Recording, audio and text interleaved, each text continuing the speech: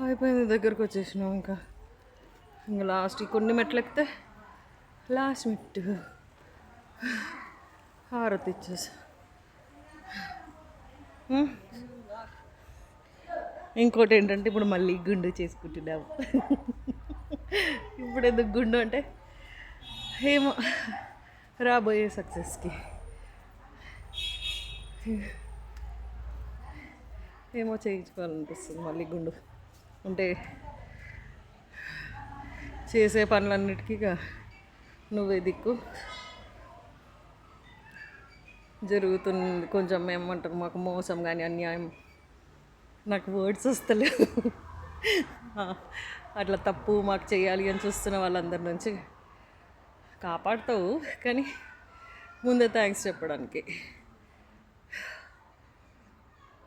ఒకసారి మళ్ళీ గుండి చేసుకుంటాను. ఏమో హ్యాపీ అనిపిస్తుంది గుండి చేసుకుంటే.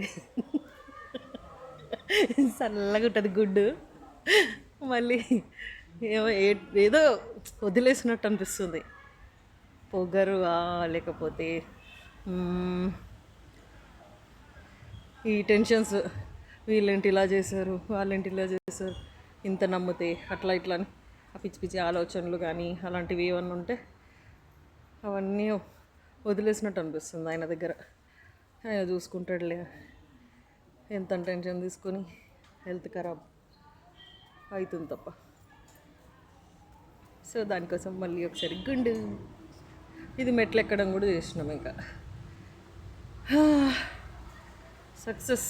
ఇంకా ఈ కొన్ని మెట్లు ఎక్కేస్తే అయిపోయింది. ఇంకా వెళ్ళి గుండు చేయించుకొని దర్శనం. ఆయన ఏందో మళ్ళీ మళ్ళీ పిలుస్తున్నాడు. లవ్ వచ్చేసింది మన మీద మమ్మీ.